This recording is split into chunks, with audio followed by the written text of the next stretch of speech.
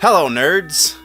Thank you for watching Generally Nerdy. This is the week in Nerdom, your place for daily nerd news video updates. Today being Friday, it's time to talk comic books. This week in comic books, we've got a couple of things for Deadpool. We've got the Batman Who Laughs, kind of an update. We have some reviews to get to, so let's hit the intro so we can get into all of the goodness.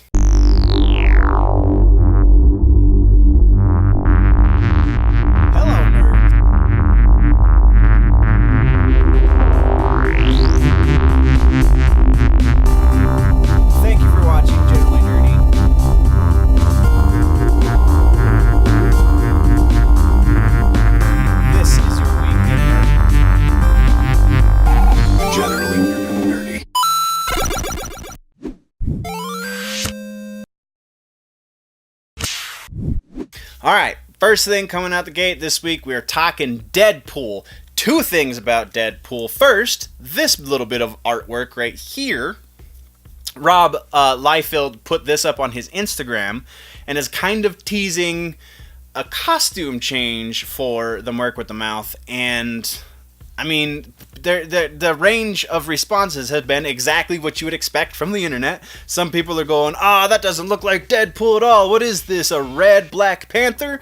Some people going, it doesn't really look that much different to me. And some people going, yeah, sweet, change it. I've wanted a different costume for him for years. And again, it's kind of So we'll be seeing a new look for Deadpool. This might be remember we talked it was about a month ago now, we talked about Rob Liefeld saying he has a big project planned for Marvel. It's an X-Men project, but that includes Deadpool to some degree at least. So that could be when we're going to be seeing this. He was very non-specific with details on this, but it is a thing that's going to happen, so we'll see how the rest of the costume looks, because this is just faces. This is just the mask, so who knows what the rest of it's going to look like. But also, the solicitations for Deadpool Spider-Man number 48 kind of have a weird tease that Deadpool's going to lose his self-awareness. Well, he's going to lose the knowledge that he's in a comic book, which means they're going to reinstate the fourth wall, effectively. So he's not going to break the fourth wall. It sounds like it's going to be whoever the villain is for the story is going to do this, which is a really weird ability for a villain. We'll go over solicitations. That's one of the live discords that we're going to start doing every month, is going over solicitations. So if you have not joined the Patreon at just $1 a month, then that is one of the things that you get. For just $1, you get to join in those discords, and we go over the solicitations. Solicitations come 3 months in advance, so solicitations that came out this month, which is what we'll be going over, which is, by the time this video is up, we'll have already gone over it, so you've missed out for the month. But again, it'll happen again next month and the month following. But this month's solicitations are actually for March, so we'll go over all of that. But we're going to keep going on the news. Next, we're talking about the Batman Who Laughs.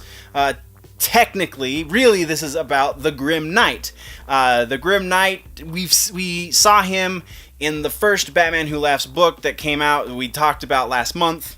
In March, when we get our next issue of the Batman Who Laughs, we're also going to be getting a one-off for the Grim Knight. So we're going to be getting some origin for that dark version of Batman. The book is going to be written by Scott Snyder with some input from Tynion, however you're supposed to say his name. James Tynion is how I say it. The fourth, since he's in charge of the Batverse right now, he's kind of executive producer, he gets to, get his input. And then art by Eduardo Risso.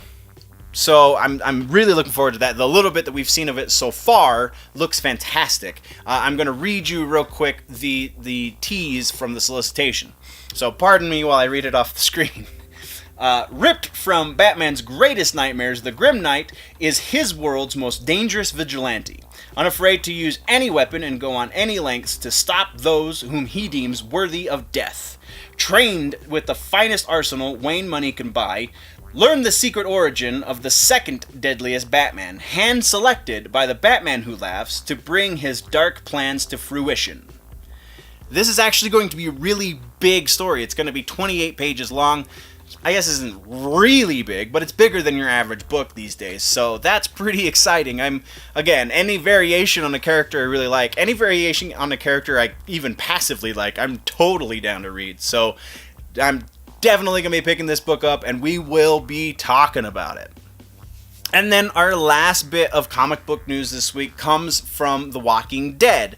It's not anything necessarily to do with the comics directly. It's more Kirkman addressing a common issue I've heard people voicing, especially recently with the way the series has gone and so on and so forth. So this is somebody posted a comment to Kirkman on social media somewhere saying, basically, The Walking Dead is too repetitive. All it is Rick and company meet up a group of bad people, they conquer the bad people and move on, etc., etc., and repeat ad nauseum.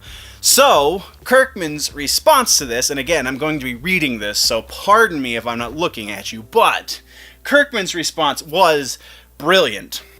I've heard the, "Oh man, The Walking Dead just recycles the same story over and over again" complaint many times. And if you're not into the book anymore, that's fine. Stop. I completely understand. Some people aren't up for the long haul, but meeting new groups and getting into conflicts with them is every continuing story. It's every TV show. New enemies, new antagonists, new conflicts, and each of those conflicts are different in some way, and result in characters learning new things and growing in new ways. The same way the conflict with the governor and Woodbury is completely different than the conflict with Negan and the Saviors. In almost every single way. If you think those two huge storylines are the same, this book just isn't for you. And that's fine. And that's, yeah, pretty much. Granted, that's a little bit of an oversimplification of it. They do it a little... They do it on a more fast-paced storytelling scale than a lot of other long-form storytelling. So, yes, I can see how it would feel a little bit more repetitive than other things, but it's better than them just continually fighting with the same opposite group, right? Though the argument there could also be made that the point is that they're fighting with the zombies, but if that's your counter to it, then you're really not reading the same book, because the zombies are periphery at this point. Even in the comics and on the TV show, the zombies really are just like if you were living on an island surrounded by lava. The zombies are the lava. They are not a main plot device anymore. They're just periphery. So that's what we got for news this week, guys. Now let's jump into the reviews, and this week for reviews we're talking Batman Damned #2. We are an issue past the Batwang. I told you last month we are going to be reviewing this book, and so now we are doing it. We are also going to be reviewing Martian Manhunter #1. Before we jump into the reviews, though, guys, let me remind you about the Patreon. Patreon.com/generallynerdy is where you can go get more nerdy content. You get 2 monthly Discords, depending on the level to which you subscribe. Contributor and producer credits on each and every video, again, depending on the level to which you subscribe. And so much more. Go check out patreon.com/generallynerdy. And now, the reviews.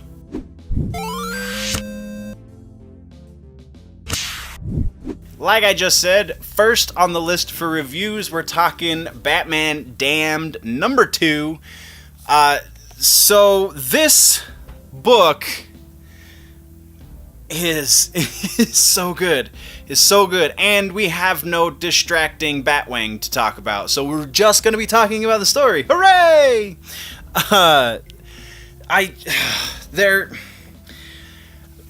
To be 100% honest, this is not a perfect book like I really wanted it to be. I do have something of an issue, and it starts basically on page 2-ish.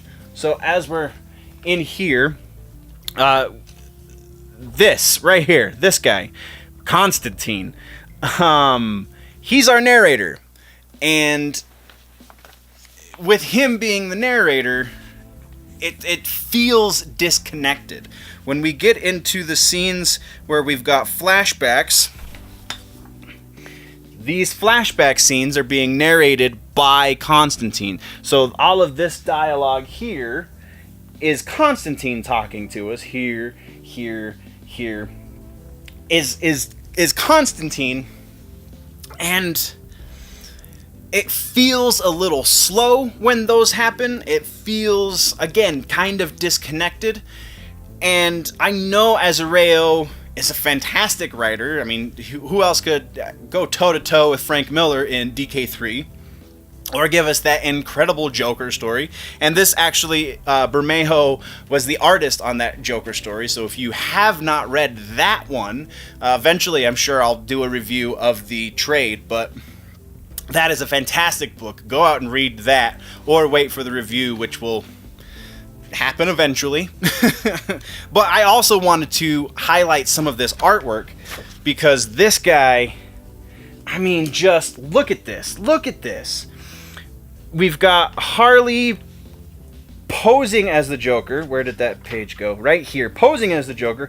And his Bermejo's art, just like, you can see that isn't Joker, even though the body language in these two frames kind of sort of looks like it could be. But then you get down here to this, and the facial features are just feminine enough. We get the big reveal right here. That's your big reveal, and Matt just, oh, that is beautiful. That is so perfect, and it's the characters are written in such a way that you would expect these two characters to be interacting, A, because it's Batman and Harley, but B, because Harley thinks that Batman killed the Joker. My one issue with the art also is exemplified towards the beginning, and actually here in the middle too. Batman kind of just looks like he's wearing jeans, and that's a little weird. But only in certain panels, because we see, again, as we get full body, where did it go? Again, he's kind of just wearing jeans. Right here, more jeans. Like, they might be combat jeans, but once we get to that full body shot, it's revealed that, oh, that's kind of sort of part of the suit. Right there, you can see it, because you can see the mesh, but then it gets down here. That was a little weird in the art as well. It just kind of felt like gangster Batman. Wasn't the biggest fan of that art direction. Just in that, again, this is super nitpicky, because this book is absolutely great. So let's get into the ratings. For the general score on Batman Damned #2, and we're not going to do every book that comes out in the series. We didn't do book 1 because I couldn't get my hands on book 1. I had to read a digital copy of it. So, since we couldn't do book 1, we're doing book 2. And if something epic happens in this series, then we'll definitely talk about that issue as well. Though, likely the next time we'll see Batman from the Black Label is going to be when we get into the 3 Jokers story arc. So, look forward to that. But, general score, back to scoring. General score for this, we're looking at a 95 out of 100. This book is almost perfect. Like I said, there are a couple of draggy parts when we just have the narration from Constantine, and that one super minor nitpick with the art direction as far as his pants kind of looking like combat jeans. Aside from that, there is nothing to fault. Every page, every panel is a work of freaking art and could be hung in a museum. Oh my God, Bermejo, you are brilliant. No wonder this takes 2 months to do an issue, but whatever, it's totally worth it. So 95 general score. Mythology score, we touched on it a minute ago with the interaction between Batman and Harley. 100 out of 100. Azareo absolutely knows his mythology. Even though this is an Elseworld story, technically, this feels like it could be in the main canon universe. This is so well written. Aside, again, from that one little thing about how it drags in the flashbacks. But that's not to do with the story necessarily. Overall, or the mythology rather. Overall, the mythology is pitch perfect. Which then does bring us to story. And story is the one part where it drags. So this is the lowest score, though still a solid score. We're looking at an 80 out of 100 for story. It's just... If it didn't...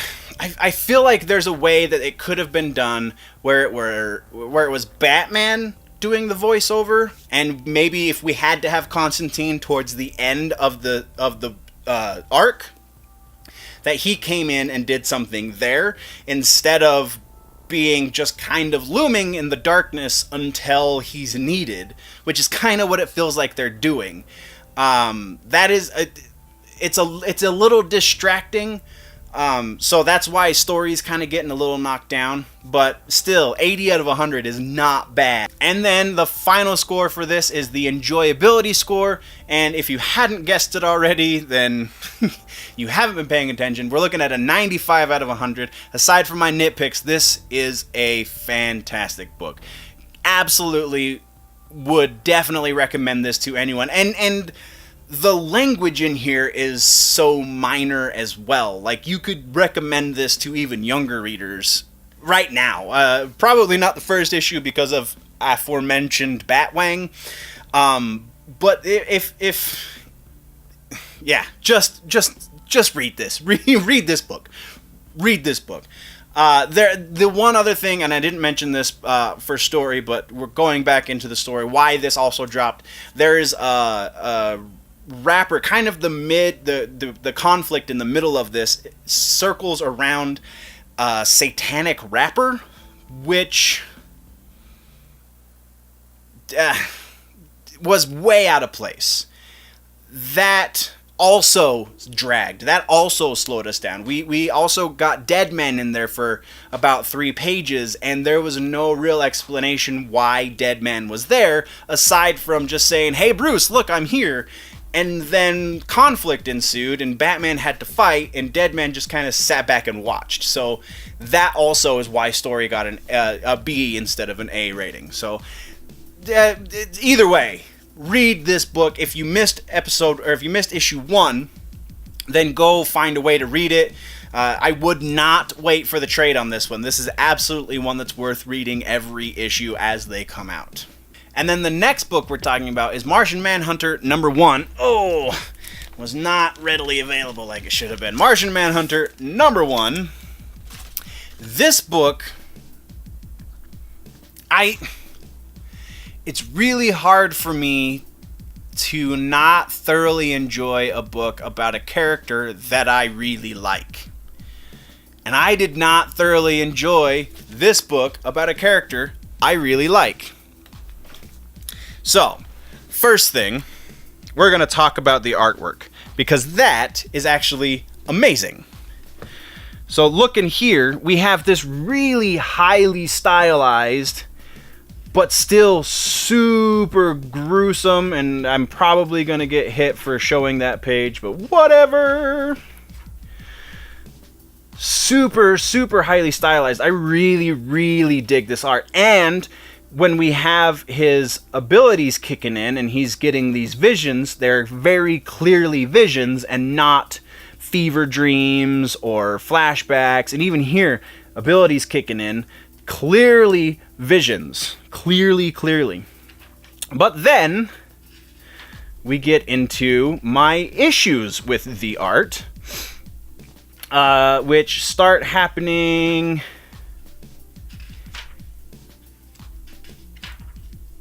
here with when he's at home.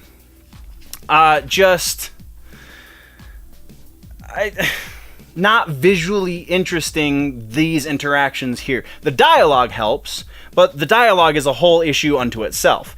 It's really difficult to see, like if you didn't have the dialogue to direct you, it would be very difficult to see what this was. And that, one of the things I love about the medium of comic books is visually it tells its own story. You don't need dialogue all the time. So, while we're here, we're also going to be talking about that dialogue. Steve Orlando, who is the author, who is the writer for this book, is doing his damnedest to do a Ray Bradbury with all of this sci-fi bleep bloop kind of language that really, like, they're just making it up, obviously, which, again, I understand. Comic books, science fiction, you kind of have to take some liberties, but this was to a degree that was distracting, that took you out of the book. When he's talking to his wife, and she's talking about his brain folds and how he's keeping things from her folded in a different part of his brain, and it's just, yeah, I don't know, and usually I want to try and give how I would have fixed it. In this case, it's a difficult fix, but I know there is a better way to do that. So those are the biggest things that took me out of this. But with that said, let's get into the scores for Martian Manhunter #1. General score for this, I felt like the writing was bland and the artwork, while good, was dependent on the writing, and that just didn't connect very well with me. So general score on this, we're looking at a 70 out of 100. Mythology on this, I'm not super well versed, so this might be a little too low, but from what I do know of the mythology of the Martian Manhunter, this is taking a whole lot of... It's filling in a whole lot of blanks that we weren't really asking for, if that makes sense. I understand the reasoning behind it. I just feel like the execution therein is poor, and so on the mythology side of things, I'm going again with a 70 out of 100. Story was the biggest drag. It starts off really solid. We get that middle section that kind of is flashback and is probably going to inform at least something later on in this story arc, but right now it's just distracting. So I went a little harsh. If it comes back, then we'll readdress this in a future video. But if it comes back and absolutely is 100% necessary that we had that really weird non sequitur section, and also like he's trying to be this overly dramatic, hard-boiled detective, and they're gonna make him into like this really not a hero detective, is kind of what it sounded like they were doing with the summary, and it doesn't work. So for story, we're going 60 out of 100. And then on the enjoyability side, it had a lot of potential. There were definitely moments of brilliance, especially in the first 5 pages. But after that, it was super hit and miss. So, and I got bored reading it at certain points. So because of that, we're again going 70 out of 100, which is a middle of the road score, not anything horrible. This one, I would absolutely wait for the trade to read it. I would not pick these issues up if you haven't already started. And that, guys, is where this week's update ends. What did I miss on the news side of things? What should I review on the reviews side of things? Let me know in the comments down low. If, though, you want to go deeper into the conversation, there is a website, generallynerdy.net. You can go there, go see all of the freebies, all the social media links. You can see some of my photography. All of that stuff is up on generallynerdy.net. Also, the nerdy swag, go to the general store link at the top of the website. You can see all of the new shirts and hoodies and sweaters and all of that awesome stuff over on the Nerdy store at the website, generallynerdy.net. If this is your first time at Generally Nerdy, then definitely click that subscribe or follow button depending on which platform you are watching and or listening. If you like this episode, click the like button. If you didn't like this episode, then dislike the episode, let me know you're out there. If you're falling behind in your nerd news and you want to catch up, click or tap that box right there to the left of my face to do that. But before we do any of the things and clicking the boxes and all this stuff, guys, always remember that if it's generally nerdy, it's probably here.